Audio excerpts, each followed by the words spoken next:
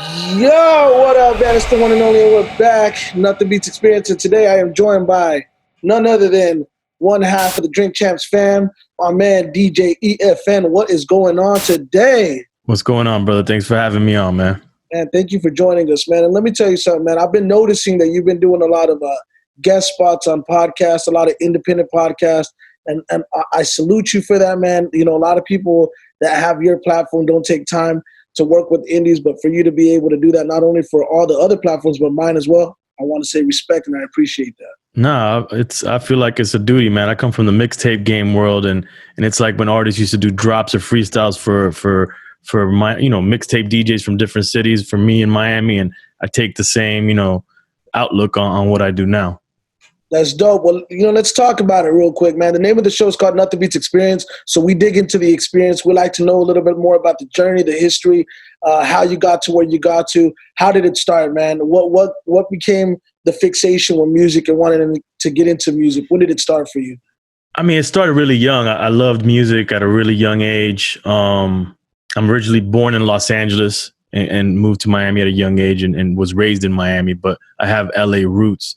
So like my family, my cousins, my older cousins, just listening to disco and Latin music, salsa, merengue, all that stuff was around the house. And like 80s pop, that's when I'm a kid, and 80s pop was a big thing. And so a lot of the movies that were coming out at the time were music heavy, because they were all like the MTV era was popping at that time. So a lot of movies and music were like a lot of synergy. So I really saw music as like a soundtrack to like visuals, and I kind of, as a kid, already was like looking at or thinking of music as like the soundtrack to my life and to life in general.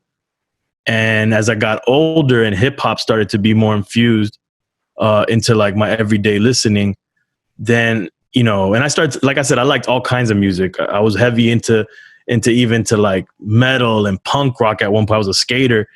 And then, hearing, the first, rap songs, and then, not knowing that there's a greater culture that comes with it, which is hip hop, I started to realize, hold up, man, this music is from my generation. It's kind of was birthed in my generation, and it's the music of my time, where the other music I was listening to was the music of some other people's time. And so that's what really made me start to like fall in love and become the ultimate fan of the culture and be a supporter of the culture locally, and just be a fan, man, That's dope. Well, so did you ever have any aspirations to like, get into music at an early age, like from an actual like rapping standpoint? Like, cause that's always kind of the journey that I noticed with a lot of people. They get in the game and they kind of started off like, trying to MC, and then they realized it wasn't meant for them. And then they just kind of went to DJing or another realm, production. Right. Or maybe was that kind of the journey for you? Nah, I never thought I could rhyme. You know what I'm saying? Like in terms of like everything in the culture, I did it all, man. I was a B-boy, a graffiti artist. I rapped, like for fun. I would try to jump into ciphers, but I knew that I didn't have what it took. So I just saw the DJ role when I started, looking at music videos or going to shows or even being at the local skating ring where I would see like a DJ in front of me. That's when I was like, yo, the DJ, that's the role. I really want to be that person. I felt like they really controlled what was going on. And it just called me. The DJ always called me. And early DJs like Terminator X from Public Enemy, Jazzy Jeff, Dre and Yella from NWA, like, those are some of the cats that I was like, looking at them like, man, yeah, I want to be that. Yeah. And so yeah, DJing caught me early. I never really wanted to be an MC. So let me ask you, at what age did you go to Miami? How old were you whenever you actually moved to Miami? When we finally stayed, I was coming at a young age because my parents, they broke up when I was really, really young, and my dad moved to Miami and set up shop out here in the mid 80s. And so we moved back and forth because they were trying to work it out, my parents. So I finally probably stayed when I was like, I don't know, man, it's like 6 or 7 years old. Oh, wow. Maybe even 8, maybe a little older. But it was definitely, I was like ending of elementary school is when I stayed in Miami. And so junior high, high school, all of that, Miami. So when I think early 90s, I think Miami, I'm from Texas. My first thought is Two Live Crew. So I don't know if you got a chance to witness that firsthand over there in Miami with the wave that they had whenever that started, man. It was crazy, man. They were off the chain explicit content, man. Like Yeah. I know that there was a lot of things that played a part in the parental advisory sticker becoming a thing, but I always thought Two Live Crew had a big part in that. You know what I mean? Like Yeah. being there firsthand. What do you remember of that time frame?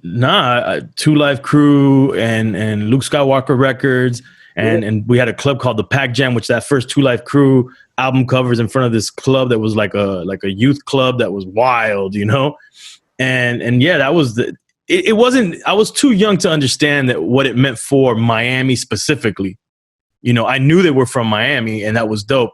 But to me, they were just another dope group in the mix of all these dope artists that I'm hearing in hip hop. Like I was just talking about this on a Drink Champs recently, that there was no difference to me of a Two Live Crew and a Run DMC in terms of like what it meant to me. They were different in what they were talking about, but there was no difference in what they meant to me. You know, like I didn't see them any differently. And Two Live Crew was just huge, man. They were huge. Absolutely. So okay, so obviously, you know, you took a liking into hip hop. At what point did it become a profession for you, where this actually became your occupation? I know you said you came from the mixtape era.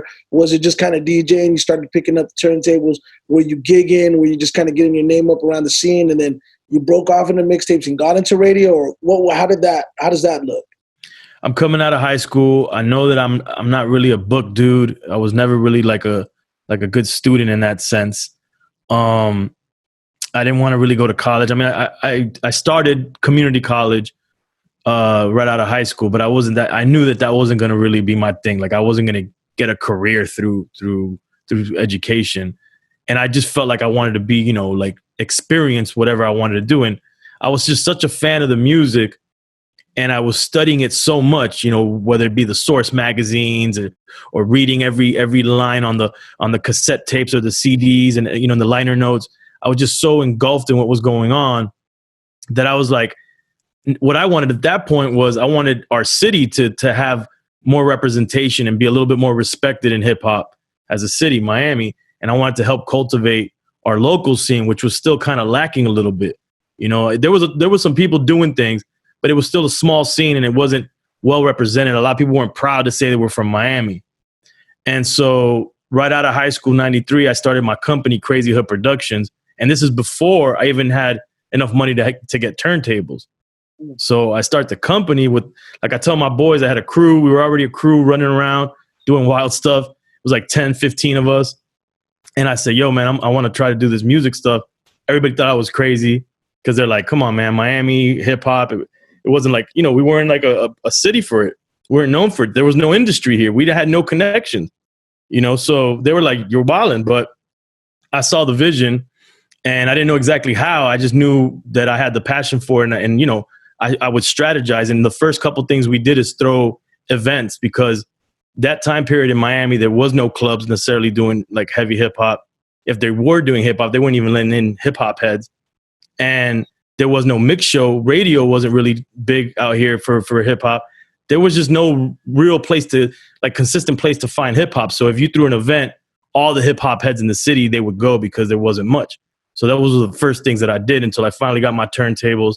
I started to put out mixtapes. I started to do, you know, my own parties, DJing my own parties, started DJ clubs, started to do underground radio. Pirate radio was a big thing out here because, you know, the regular radio wasn't. And then, you know, I did college radio and blah, blah. And that's how it all really started. Did you encounter any reluctance in terms of your journey early on because you were Latino? You know, obviously you're Cuban American, correct? Right, correct. Did you ever experience any of that? Because, you know, I'm Mexican American, so I always feel like for us, you know, we have to work twice as hard to get half the recognition. And that's always been kind of the story down south because, you know, even though we're the presence, you know, they always associate Latinos with like Chicano rap, you know, the gangster rap. But it's like, no, there's a lot more layers to what we do.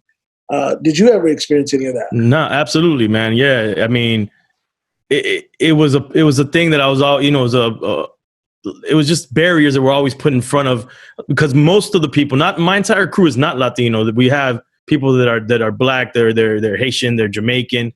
But we, you know, most of the crew is made up of all kinds of different nationalities, whether it be Cuban, Puerto Rican, Colombian, Brazilian, you know, all of that. So when we would go around in the beginning, like we would travel, maybe we'd go to New York, or we were here trying to, you know, do our thing. People would be like, oh, y'all do that Latin, you know, you rap in Spanish or something, or, you know, like for me personally, like people would be like, you know, if I'm on the East Coast, you're automatically, oh, you're Puerto Rican. You know, if I'm on the West Coast, oh, you're Mexican. And it's like, it used to bother me for all of us, like, yo, man, you know, there's so many different nationalities, different ethnicities within Latino culture. Like, we're so diverse. It bothered me that people would just automatically lump us into different things and didn't understand we had so many different things to offer. And being that so many Latinos were part of the beginning of the culture, and, you know, and in all my research, you know, because obviously I wasn't there in the Bronx when everything started, but in all my research, you know, we kind of got put to the side, you know, and Latinos weren't showcased as much, but we were behind the scenes heavy. To this day, we still are, you know, and not to cut you off, but I'm that's something I'm really passionate about, because I've said it time and time again. I'm like, you know what, as unfortunate as it sounds, and, you know, it's not to play the race card, but I've always felt like hip hop culture looks at Mexicans or Latinos in general in hip hop like the way that, let's just say, Mexicans look at people calling Taco Bell authentic Mexican food. You know, right. They don't look at it as like it's real, but it's like we play a big part. And, you know, seeing you have success, you know, that was one of the main reasons why I wanted to get on the line with you and chat with you, because I know that you've had to encounter a lot of that, and, you know, probably be labeled, oh, that's that. And still do. I still deal with it. You know what I'm saying? And another thing too is, like, I have to dumb it down and say Latino, but, you know, sometimes if you're talking to someone that understands, like, Latino we're multi, like, cultural, ethnic, and racial. So, like, there's Afro Latinos, you know what I'm saying? But obviously, I think it's obvious to say that when we're talking about some of the things that Latinos encounter, they're thinking of the stereotypical Latino that's a light-skinned person. And that's why, you know, I don't go into, like, the differences and all this stuff. But yeah, man, it's something that to this day I still do have to deal with sometimes. DJ EFN, how did you get the name, and did you ever have another name? I did. I was throwing around these names like E-Funk and Funk E, you know what I'm saying? Because the E and the F and the N are my initials. And so my name is Eric with an E. So I was like, you know what, I'm just going to keep it simple, man. Like, I'm not going to have this name with this, because it might not last the test of time, you know, it might not stand the test of time. So I was like, I'll just keep it simple and make it EFN, which has hurt me sometimes too, because people say effing a lot, because if I don't have the dots in there, they're saying effing, which, whatever, it is what it is. I'm used to it by this point. Yeah, no, I hear you, man. That's the way it goes. So let me ask you, once you started kind of seeing success on the circuit, doing your thing, did you ever branch off into any other realm of the music industry, whether it be management, A&R, or just in general? Like, did you ever have like a label? How did that look as far as that is concerned? I did it all, man, and I do it all. Because you have to diversify yourself to keep the dream alive. You can't think, oh, I'm gonna be a DJ and that's gonna do everything, you know, unless you're just aspiring just to be a DJ, which in the long run, that's gonna be hella tiring to keep up, you know. But I did it all. I have a indie record label. We've put out records nationally, internationally. Marketing company. I've worked for almost every single record label and bigger companies outside of the music industry and movie companies. I've managed artists like the group Mayday. That this plaque is from a record we did with Tech Nine and Kendrick Lamar. They're signed to Strange Music. I've managed other artists, producers, you name it, consulting. I do it all. I've done it all. So let me ask you about Mayday. You know, obviously I'm familiar with Burns and Recognize. Very familiar with Strange Music. How did that come about? Like, how did you start managing? Like, that just is a curious question right there, man. I mean, just because I was so experienced in doing stuff from the ground up and learning every aspect of the business, to me, management came like naturally. And because, like I said, I never was an MC, but, you know, damned if I didn't want to be an MC. Like I wish that I could MC. So I knew how to present myself or anybody else as an artist, at least in the light that I wanted to. And so, you know, and every time I put out a mixtape, it was almost like releasing an album. So I kind of understood what it took to manage. And in terms of Mayday specifically, I go back with the guys before Rec even joined the group Mayday. I go back with Mayday, going way back to that one of the first events I ever did as Crazy Hood. And then fast forward, I was cool with Rec early on in his career, put him on his first mixtapes, which were my mixtapes, obviously. And the same thing with Mayday. I went on to work at a label that they were at before. After that label folded and I left the label, I came back around and started managing them. And that's prior to the Strange Music deal. I was a part of that whole process. Wow. So, and I always feel like you mentioned, like you got to do it all. I think that comes with being in the music industry and really like doing it like for a living. You know what I'm saying? You have to learn how to, you got to know what each role entails to know how to direct people in those roles, because it's kind of telling a player how to play the game, but you've never played the game. You know what I'm saying? Yeah. So did you branch off into radio at any point, or did you go straight into the podcast world? I mean, the only radio I did was pirate radio, which I mentioned. I did some college radio, even though I wasn't going. Like I did the University of Miami had a college station and had a pretty big hip hop show that a lot of us used to listen to, and I basically deboed my way, even though I didn't go to the university, to be to have like a show there and DJ the main show, the hip hop show, which was called the Hip Hop Shop.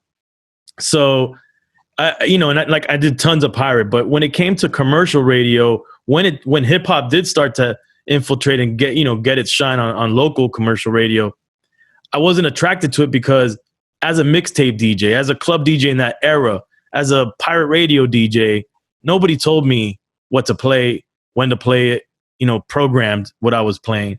I wasn't forced to play commercial music.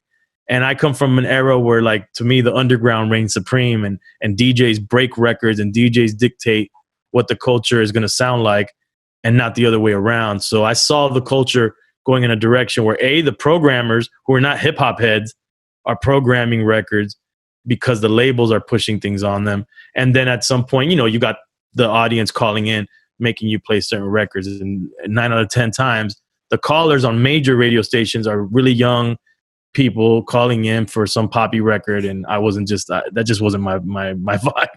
I hear you, man. Real quick, before I go any further, we were talking about Latinos a little while ago.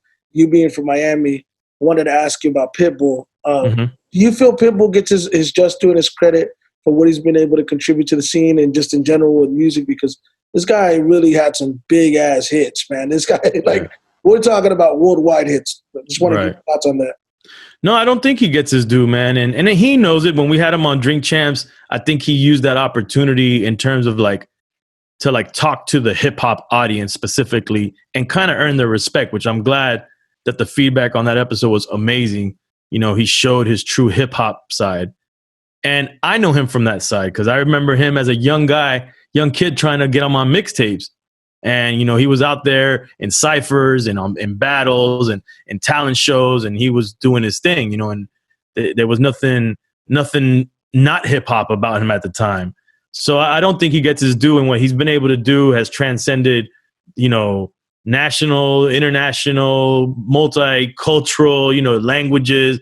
It's been amazing, and I'm proud to know that he's from my city, that he reps my city, and that I'm actually, that's my people's, Yeah, for sure, man. Well, let's talk about Drink Champs, man. Like, how did this show come about, man? How did you, become part of this show? Like, kind of want to know about the early stages of how this came to light, as far as like you being on the show with N.O.R.E. Me and N.O.R.E go back to basically my, mixtape days, and we were introduced. He was in Miami on a promo run early during Capone Noriega days, connected with me through mutual friends, laid down some freestyles for my mixtapes, and we just hit it off. His crew, my crew got along.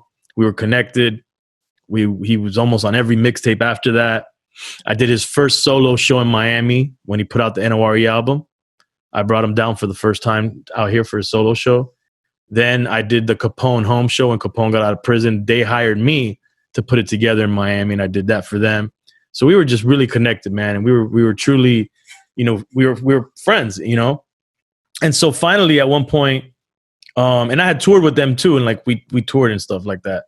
So at one point after he did this reggaeton album, he hit me up, and he knew I was never really a fan of reggaeton. Not because I have anything, I guess, against reggaeton, it's because of, and I explained this on the Nicky Jam episode, it was such a struggle for us as Latinos to to get our respect in just regular English hip hop. You know what I'm saying? Yep. That when reggaeton came on the scene, I felt like, it was kind of setting us back in a sense. But, much respect for everything going on in that world. But when he did that, he knew that I wasn't a big fan of it. And when he was done, he moved to Miami and he's like, yo, E, bring me back to hip hop. Let's get in the studio. He saw me as kind of like a hip hop purist. He's like, let's do it, man. And that's what we did. We got to work. And in those studio sessions down here, and actually the studio I had back then is not too far from where I'm at right now, we would drink and, have wild studio sessions. And we would be like, yo, you ain't a drink champ if you couldn't handle your liquor. And so long story short, man, we were doing a satellite radio show that we started doing out of that warehouse, out of that studio that I had. Shout out to Leo G from 66 Raw and XM and then Sirius XM. He set us up. We did this show there. It basically sounded and looked like Drink Champs. We stopped doing that because I went on tour with Mayday. He went on tour with Pone. And then I got introduced up to podcasting from another homie, my homie Godfrey, this Dominican dude who's like in the podcast Hall of Fame. He has a show called Gamertag Radio. And he put me down. He was like, yo, you should podcast. I, presented it to N.O.R.E. He didn't really know what a podcast was, like most people at the time, especially in hip hop. If they did know, they looked at it as some nerd shit. Like, yo, that's that nerd computer stuff. And so, it took me a while to convince him. And when I finally convinced him, my same boy Godfrey, he had a connection to CBS Radio. He offered to connect us. They were interested, and then I had held the name Drink Champs all those years because I just liked the way it sounded. So I had grabbed the .com, I grabbed the Twitter, the Instagram. Eventually made a logo with my homie, the legendary Scam, this dope artist that's worked with Eminem. He did the logo. And when N.O.R.E. was finally ready to do it, I said, yo, I got everything ready. Let's call it Drink Champs. He was like, fuck it. Let's call it Drink Champs. Let's go. And that was it. The rest is history. And that was it, bro. Did you forecast that it would have the success that it's had? I mean, obviously you knew that the podcasting was coming, but, I feel this realm of like media and hip hop media, it's in its infancy still, even though it's been around for a few years now, but it's still new. Right. And now you're seeing the influx of people, doing it. I will say that Joe Budden, Drink Champs were kind of the first things that were brought to my attention. Right. And, I have a working history with Joe, so I didn't even realize till the last tour we did together, because we did, I think we did like 8 shows in the span of 18 months. From the first show to the last show that we did, I didn't realize how big the podcast game was getting, specifically for his audience. Because by the time we got to the last show, it was more people there as podcast fans than anything. Mm-hmm. So I was just kind of wondering, like, did you forecast this to happen? Like, obviously you can't predict success, but did you know, like, hey, man, I think we might be onto something? Or if you didn't know that you were onto something, when did you realize, like, yo, we're onto something? Well, I did think that podcasting and digital content in general was the future. I had been on that for a while already. Like, I like to study the industry and see where it's going. So I did see that. Did I see success for us? No. I just thought we would do something that would be fun, like the show we were doing before. And the only thing I hoped for is we would make enough money that it made it worth our while. Just a little bit of extra bread, like a little side gig, basically. And I was told, yeah, if you get this many listens in a month, you could get a couple $1,000s. And I was like, bet. All right, cool. That's all we need, to get there. I feel that we were very lucky. We came at the right time, and it was like we caught lightning in a bottle. It was exactly what was needed at the time. You know what I'm saying? What we did. And so, no, we didn't anticipate it, man. We were out the box success. Like, it was so big right out the first episode, first week, that CBS Radio didn't know what to do. They didn't know how to sell us. They didn't expect it. Nobody expected it. And it was so bad. It was so bad that they didn't know what to do. We didn't get a paycheck till 6 months later. Wow. And we were their number one. I'm pretty sure we were their number one, at least music related podcast on the network with millions of listens. And we didn't get a check till 6 months later because they didn't know how to sell us. They were caught off guard. How did NORE respond to the success? Did he just kind of go, man, you're a fucking genius or what? I mean, Look, I mean, I don't think he turned to me and said I'm a genius. I think as a collaborative effort that we were geniuses, you know, and N.O.R.E always had that bone in him to like to do something like this, like to like journalism related. He had studied journalism when he was in jail, and he had actually did they had him guest host on Hot 97 a couple times.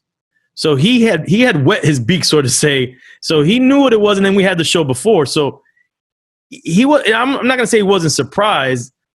I just think he was just like he just saw a new calling that he didn't expect. Let's just put it that way. Yeah. He didn't expect that this was going to be the next phase of his career, and neither did I. I didn't think of it even for myself. I didn't think it was going to take over my life, which it ended up taking over my life. Yeah, classic case of the game choosing you. You know what I'm saying? Right. At this point, but the reason I ask is, and it goes back to digital content.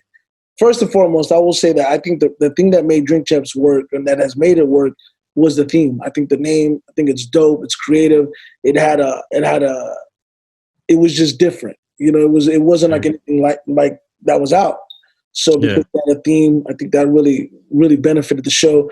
But we talk about digital content. I've been big on that over the past 18 months, even going back to several years ago. I've been telling people prior to the pandemic, obviously now with the pandemic being as prevalent as it is, digital content is probably the biggest it's ever been. I mean, you're seeing cable carriers now, cable TV, slowly and gradually becoming non-existent with streaming services and the way streaming services are being rolled out. What do you forecast in terms of what you guys have coming in the future, what you see with digital content coming in the next 3 to 5 years, man?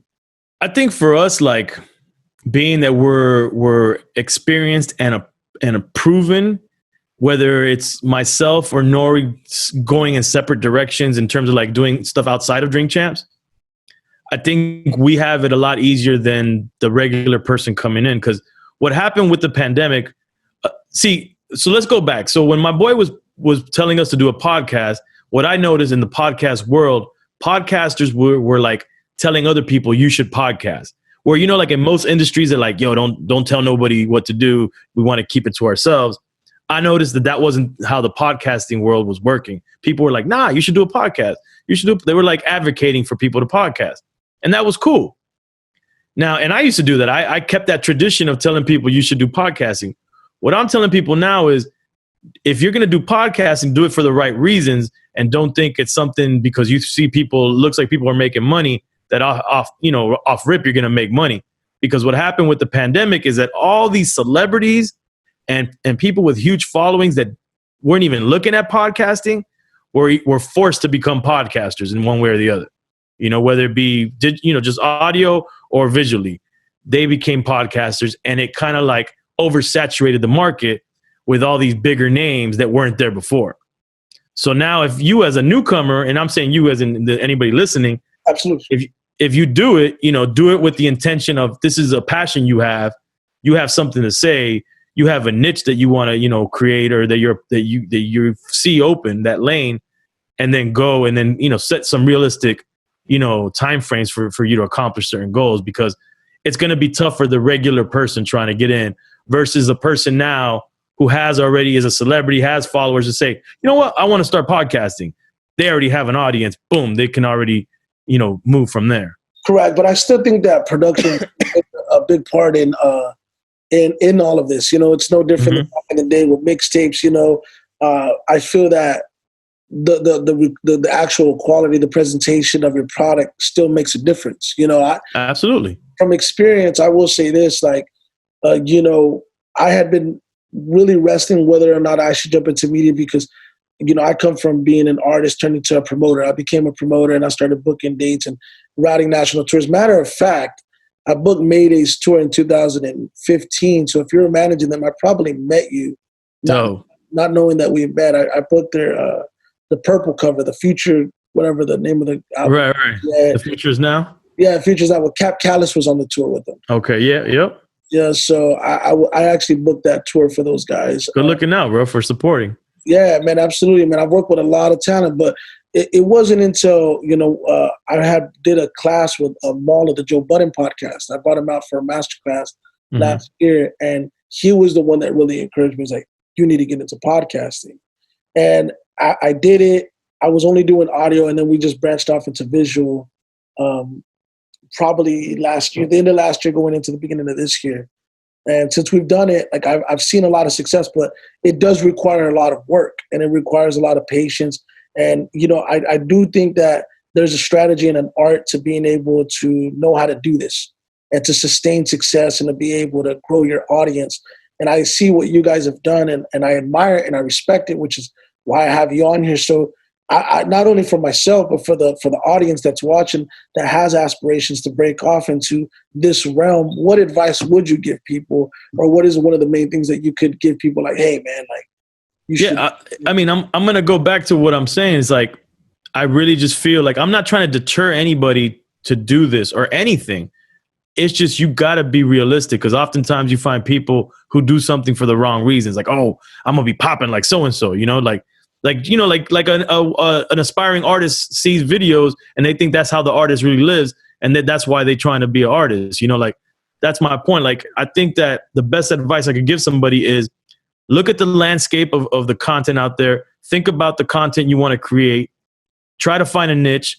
Try to create a lane for yourself, and then give yourself that time. Like, say to yourself, I'm gonna give myself 6 months, or I'm gonna give myself a year or 2 years, whatever it is, and evaluate at different points, what success is. And success is different for different people. Success could be money. Success could be viewership. Success could be like you just love the fuck out of what you're doing. Like, success is not just money, man.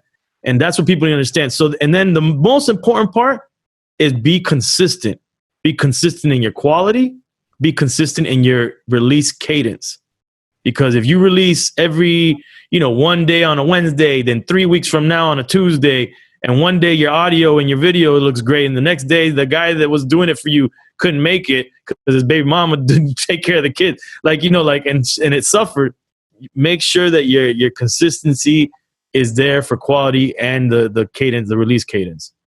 That's great advice, man, and I really respect that perspective, because that's what I always tell people, man. I talk to talent. I tell people all the time, success is subjective, and everybody has a different definition of success. So you gotta basically establish what success means to you, and then go after it. Because I had sent you guys an email, and I really wanted you to glance at the work that we've done, because that's the one thing that I feel that we had an advantage, in is the production value and how big the production is with the guests, because, I'm basically pulling into my resources of the promoter world, and now reaching out to all these artists that I've booked. So off the strength of me doing good business with a lot of these talents, I'm getting these big interviews, these interviews in studio, and they're performing well. But it's just a matter of knowing, like, that matters. You know what I mean? It really, really matters. I saw a DJ buddy of mine yesterday say that, with music videos matter, right? But he's like, but with podcasts,